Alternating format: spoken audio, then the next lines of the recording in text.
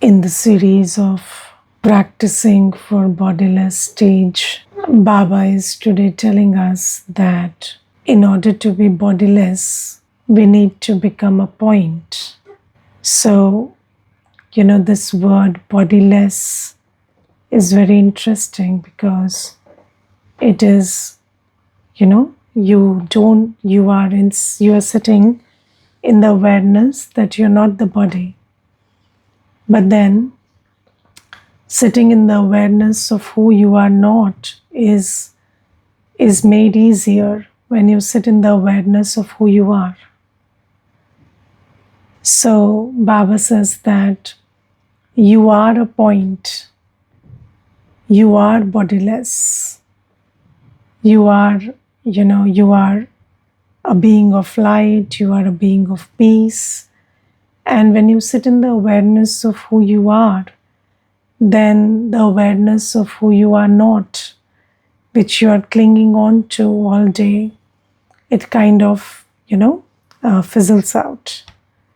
So Baba says that before we sit in Baba's remembrance in Amrit Vela, or we start to perform any act, we should sit in the awareness of 3 dots. So, teen bindi ka tilak. So a tilak is applied by putting a bindi, and Baba says, I'm giving you 3 dots to apply as tilak. Now, you see, I was today thinking about, so Baba says that before you remember me in Amrit Vela, just sit in the awareness of these 3 dots. The soul, the dot, Baba, the dot, and drama, the dot. Now, applying a good tilak is an art. So, many people, when they try to apply a tilak, it gets a little smudged. So, applying a very fine dot is also an art. And just ask yourself, are you able to come to the awareness of a dot, or are you able to come to the full stop stage as soon as you want to? Because yes, the method is that you detach from all the thoughts of the world and put a full stop using the knowledge of the drama or the knowledge of the soul or knowledge of Baba, and just become a point. Just put a full stop to everything, every thought of this old world, and then you can connect to Baba. And in that remembrance, your acts are full of power, full of, your acts are knowledgeful, loveful, powerful. But how many of you think that as soon as you try to put a full stop, you are able to put a full stop? So, and even if you're able to put a full stop, still, how many feel that I'm able to stabilize in that state of full stop without anything pulling me? Because, our original state is that of a full stop. And we should be able to be very comfortable in that stage. But even BKs are not very easily able to do that. And what is the reason? So the reason is, have you seen the picture of the Raj Yogi? So the picture of the Raj Yogi has 3 important aspects. One is the Raj Yogi is, here a point. And then that point has a link with the Supreme Soul. And then the energy is being downloaded. And then the third or the first important aspect of the Raj Yogi is the Raj Yogi is sitting on a lotus seat. Yes, so what does the lotus seat indicate? The lotus seat indicates, purity. And it is very important that purity has to be a part of my life. And when we think about the deities or we describe the deities, then the deities are described as those who have pure eyes, pure mouth, pure ears. Their every step is pure. Whatever they do, pure actions. So everything about the deity is pure. And we have to think about, am I following purity of every organ of the body? Not just celibacy. Celibacy is one thing, the first thing, but what about the other things? What about purity of food? Is my food pure? And just having food without onion and garlic is not pure food. Is my food, even when I drink a glass of water, is it, filled with the power of Baba's remembrance? Do I cook food in Baba's remembrance, offer bhog, and then have it? So, is my food pure? Am I seeing wasteful stuff with these eyes? Am I hearing, listening to, gossip and words of defamation or, waste talk with these ears? And if all of that is going in, it is, where is it entering? It is all entering your mind and buddhi. And then when this waste stuff, it enters your mind and buddhi, it makes your mind and buddhi spin in a pardarshan, parchintan. So, lot of thoughts, lot of, images are going on inside our mind and buddhi. And when you want to put a full stop, can you do that instantly? You can't, because there is not this purity. So you see, when the yajna started, so there was a lot of emphasis on these things. It was always, so as soon as somebody did the course, then they vowed for celibacy, and then they took up pure food, and then, of course, there was not that much of impurity of eyes and ears at that time.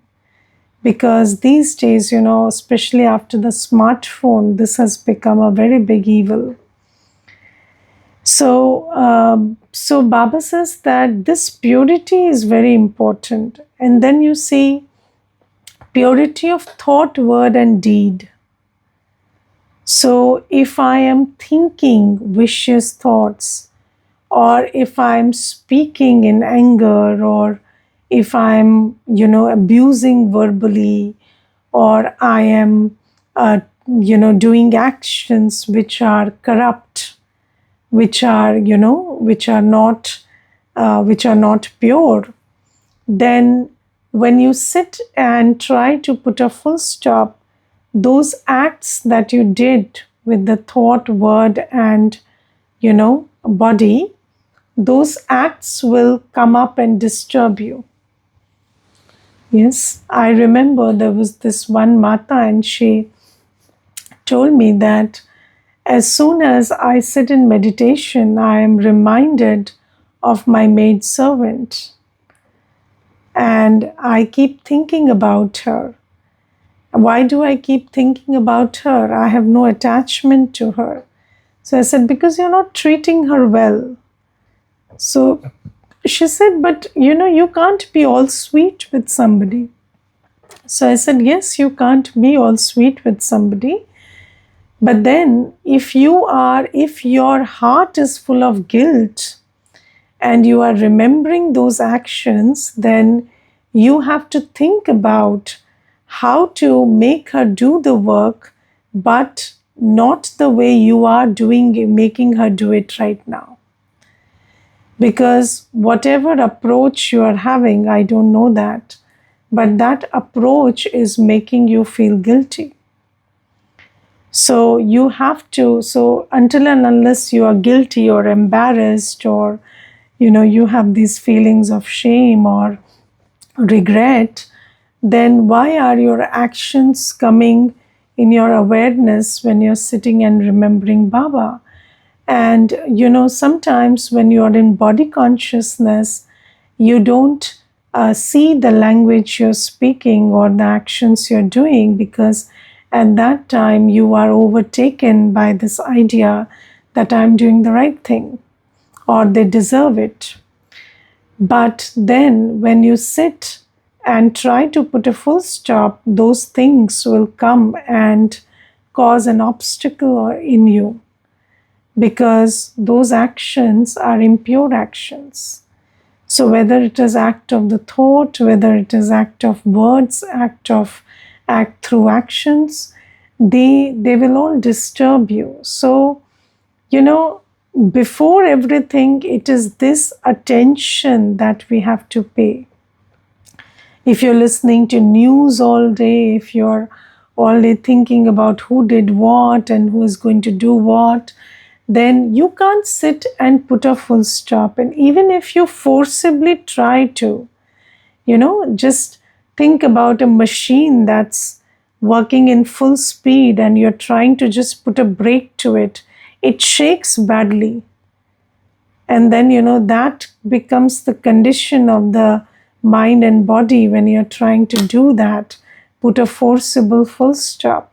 So, this is why, meditation or remembrance is not a one time activity like most people think. You have to belong to Baba, you have to surrender your life to Baba.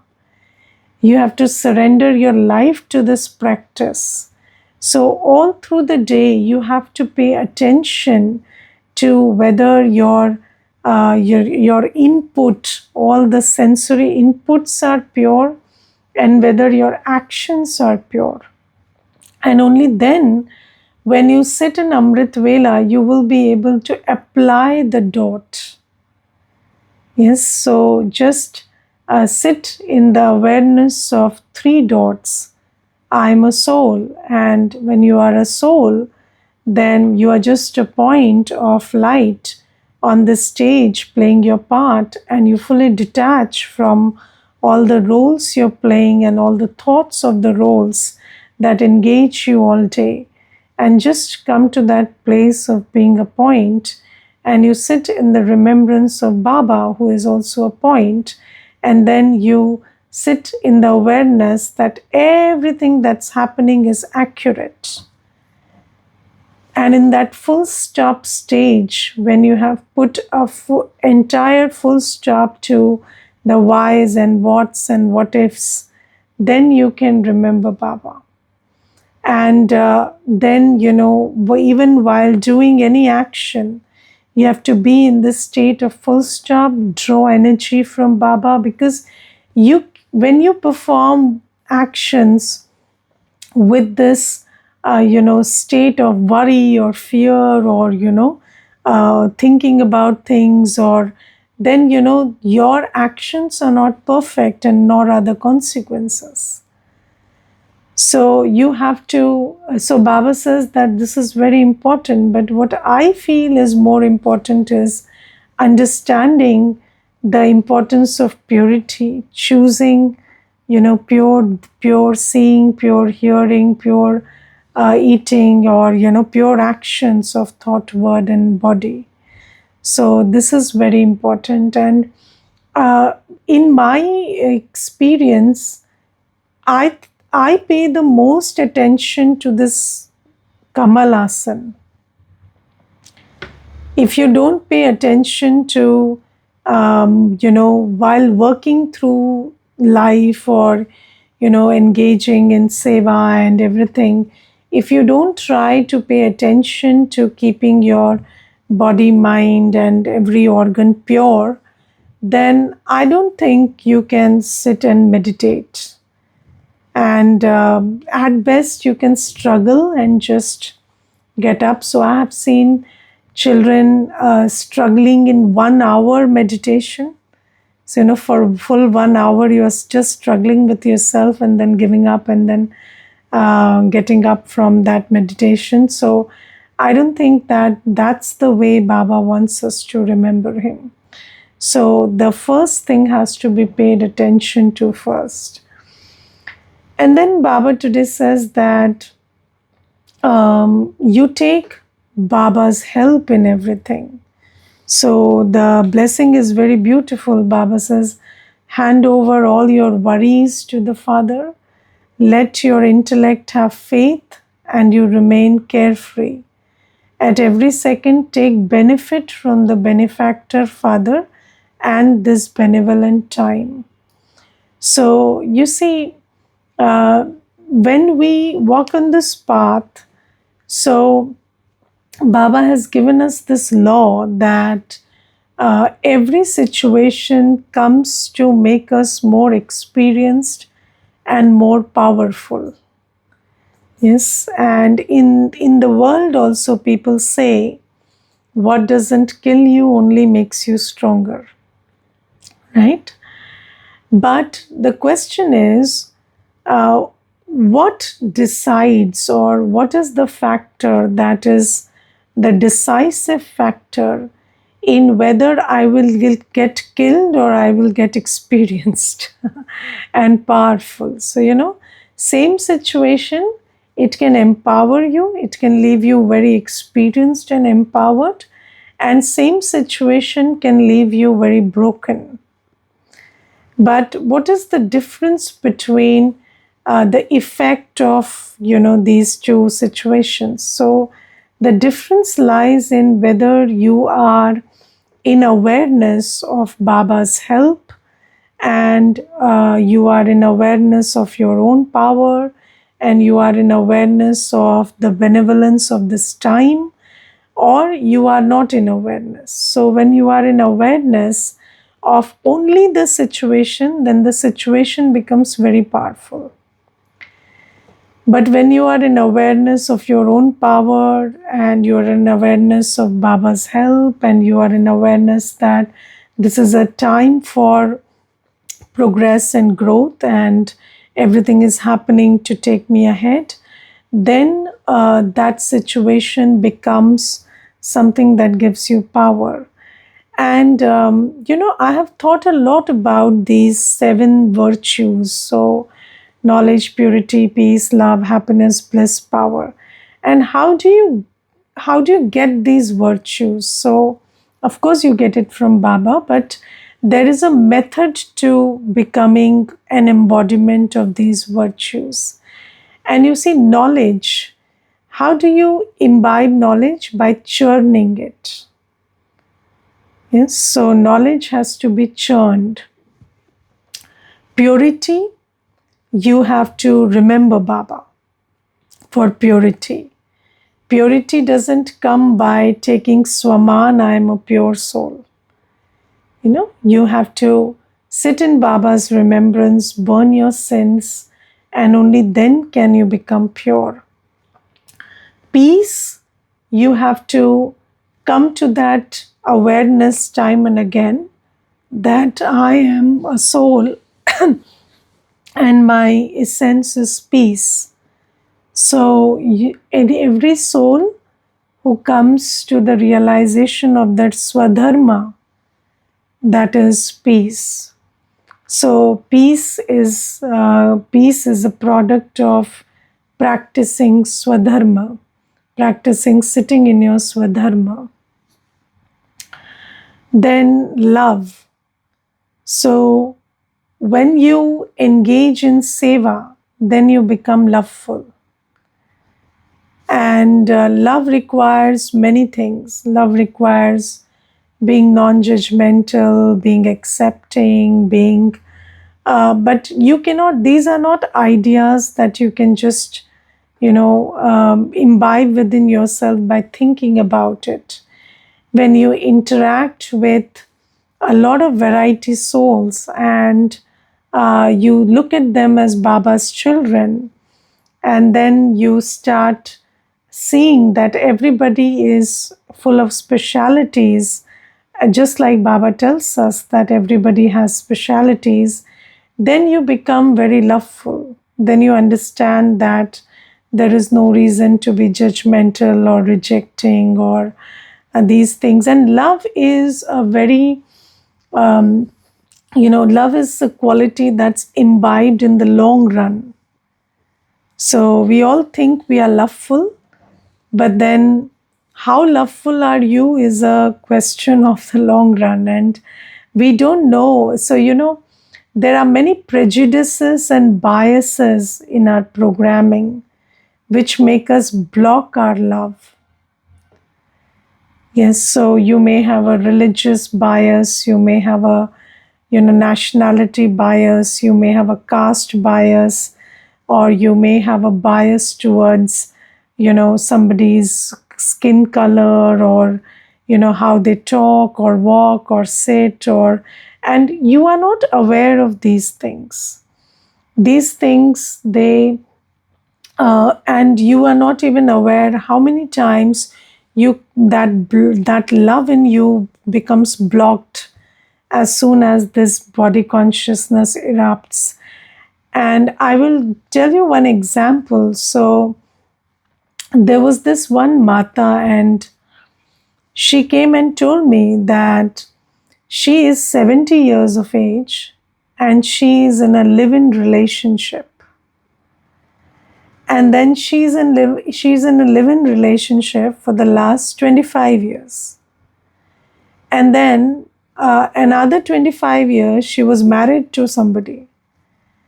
And then that person who she was married to, he lives in the lane next to hers, where she's living with this fellow. And then she said that she has cordial relationships with the last husband also. And then she told me she never got divorced. And she's just, she moved out and she's living with this person. And then it just struck me that it was too much for me to digest. And I'm telling you this because I believe I'm very non-judgmental. But when all of this was happening, so at one point, I just stopped listening to what she was saying, and I just started checking what's happening within me and what are my thoughts. And then I just practiced seeing that, no, this is a soul, this is Baba's child, and this child has come to Baba. And my job is to give her whatever Baba asked me to give her. And it is not my job to decide whether she's right or wrong, or, the choices that she made or whatever. And then I just, I just brushed all the other thoughts, and I pulled out compassion, I pulled out love, and I did not tell this to anybody. I never shared it with anybody because I knew that before I share this with somebody, I have to come to a place where I understand that this is okay. So I did not share it with anybody in the center, nothing. I just started giving her the course. And 7 days later, I realized that she's the sweetest person I met in my life. The sweetest one. She was so sweet and so kind, and she's a doctor, so she was, she was really sweet. And with everything, she would adjust properly. She was very compassionate, she was nice, and she understood Baba, she had regard for Baba. And slowly, gradually, I realized that, there are so many things which we are still not over, and maybe, the some concepts that come up for the first time, you have not made peace with it, you have not worked through it, and they hit you like, hit you like something sudden. and then also you lose your love, and then you have to pull up your love. So love is a very, being loveful is something that you learn over time.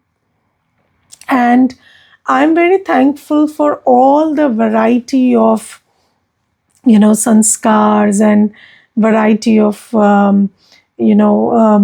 temperaments and variety of ideologies that I listened to and saw and in action. And because of all of that, I have become loveful. And Baba says that, so this is how you become loveful. And another thing is when you feel Baba's love. So when you start to feel, when you start to appreciate that Baba is so non-judgmental, Baba loves you anyway, right? And just think about how much deserving you are of Baba's love. And then that makes you appreciate the fact that Baba loves you anyway. So that appreciation makes you loveful. So this is the way to become loveful. How do you become happy? Happy you become by doing good karma. So happiness is the product of good karma. So whenever you do seva, whenever you follow Shrimad, whenever you do anything on Baba's direction, it gives you happiness. Yes. And bliss, I don't know, bliss is an ultimate quality. So we will talk about it when we arrive there. So I don't know I don't know, Baba doesn't talk a lot about bliss in Murlis. Have you observed? This word Anand doesn't come up very often.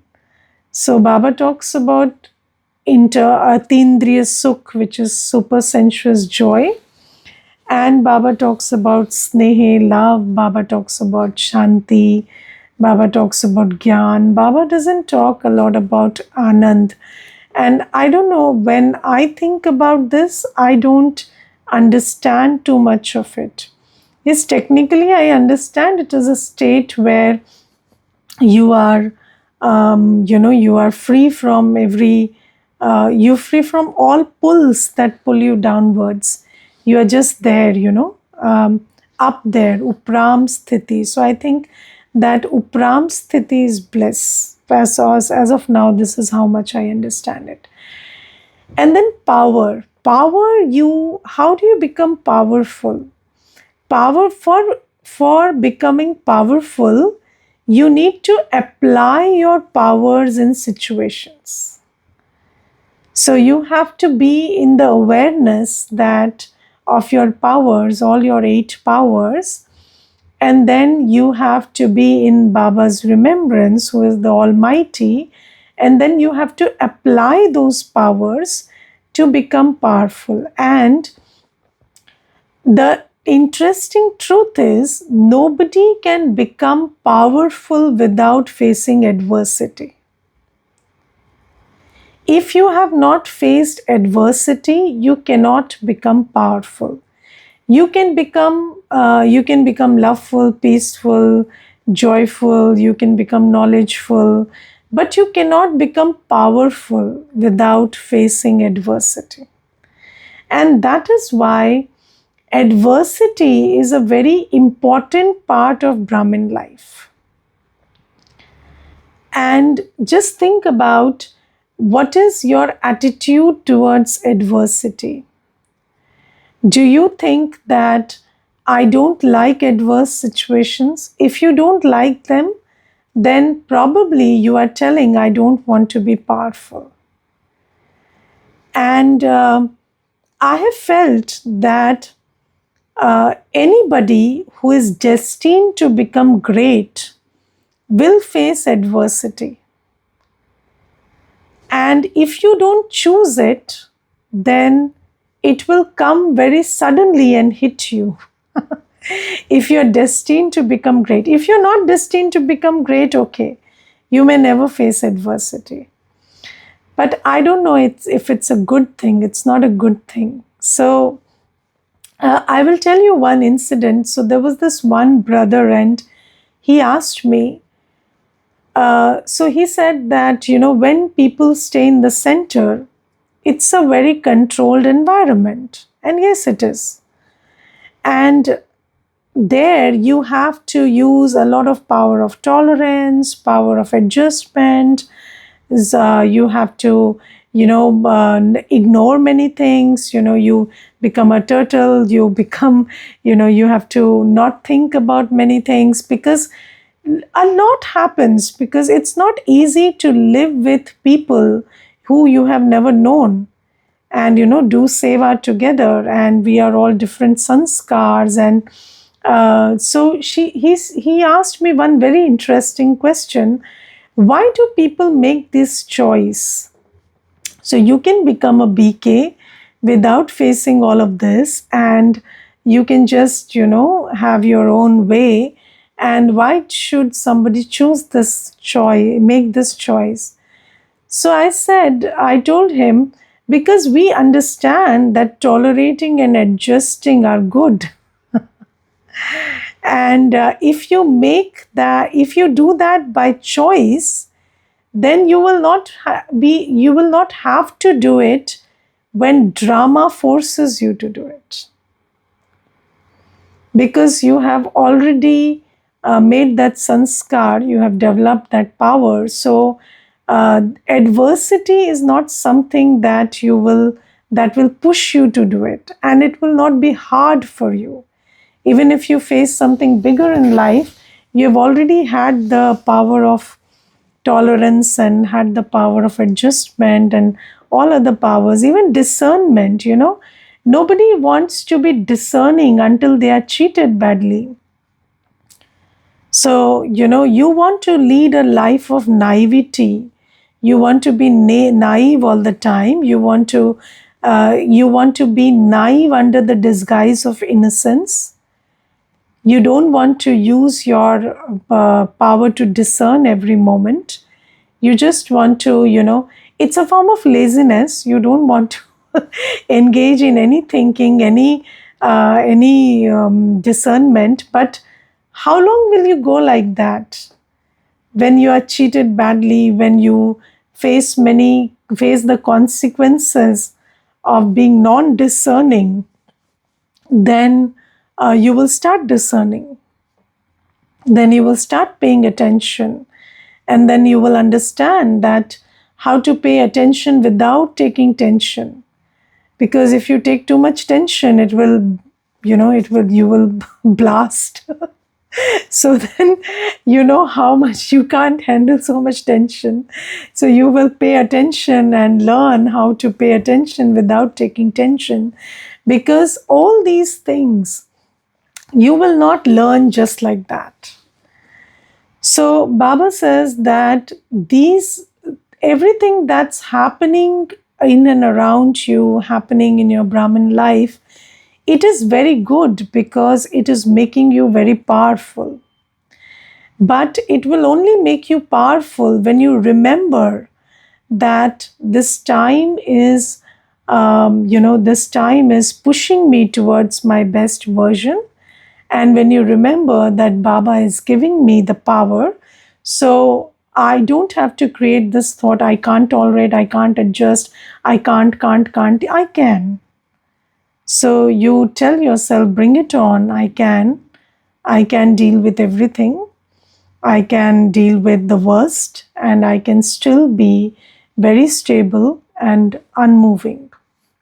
So when you do this, then you become, because you see, you are going to rule the world in Satyug, and nobody who is not powerful, not virtuous, is going to rule the world. So you must know that you have to be in seva, you have to face situations, you have to cross them, you have to remember Baba, you have to churn on knowledge, you have to do all of this to become an embodiment of powers and virtues. Okay, Om Shanti. Anybody wants to share anything, please do. Om Shanti. Om Shanti. Some practices Pure Baba shared us. Yes. To be point, 3 points we have to put, apply on our memory, Smriti, in Amrit Vela, and the whole day we have to practice churning and remembering the points of drama also. And yesterday I experimented with putting full stop. Yes. It took at least 5 minutes. Yes. Yes. Not immediately. And after putting full stop, then again those thoughts were coming back to back, to back. And I was removing them again and again by using the point of drama. Correct. And so I came to know that more practice is needed in this. Yes. And pay attention to that purity, not Purity, listening, not hearing, not distractions. Distractions make us peaceless. Correct. Correct. And then that inertia prevails, and then you have to overcome it. It makes it a little difficult. Okay. Thank you. Om Shanti. Om Shanti. Anybody else would Om like? Shanti, Om Didi. Shanti. Beautifully explained every virtues. Thank you, Didi, for that.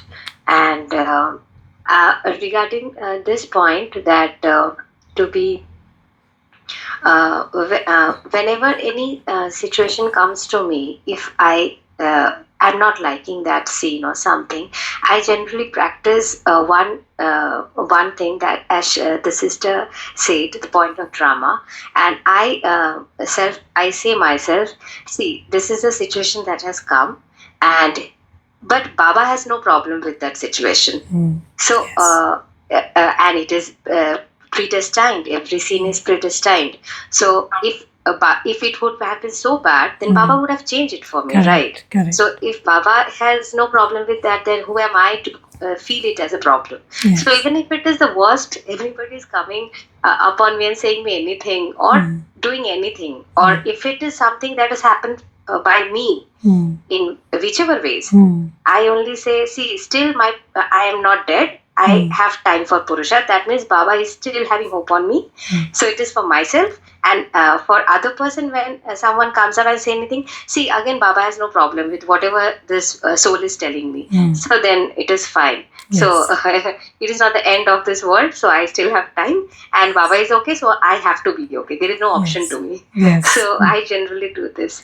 And I really like this point which you shared, that anything which does not kill us just makes us strong. So this is beautiful, and I really see, when I look back in my life, it is really true. Everything. Correct. This is true. Just like the truth put in few words and said everything. Beautiful. Thank you, Didi. Thank you so much. Beautiful Yukti also you shared. Thank you for that. Om Shanti. Thank you, Didi. Yeah. Om Shanti. Om Shanti. I like the point of as Baba said in today's Vardhana about, he talked about applying the 3 bindis. So you said that remembering Baba is not a one-time thing.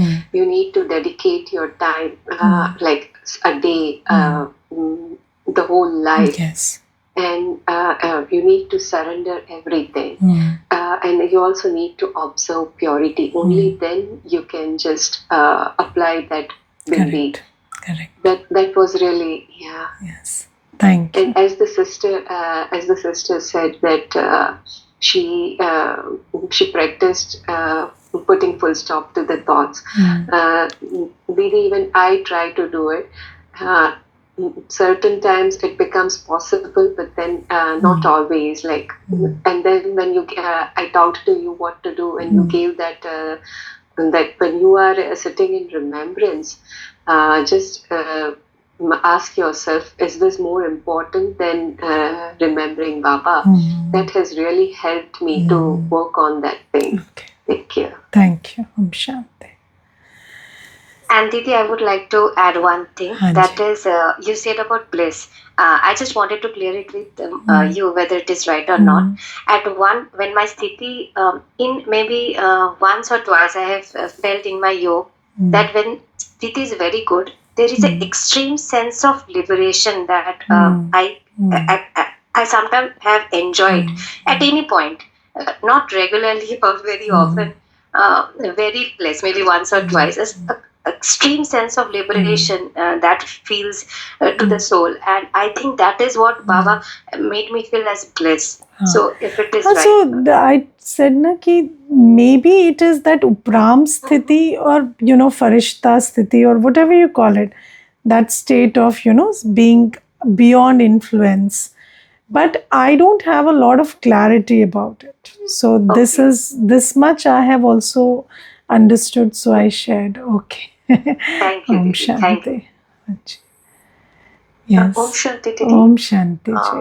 Didi, if I came to understand that to feel powerful and to become powerful, we cannot say that I don't want to face the adversity. Correct. Only that is the way to feel powerful and become powerful. Correct.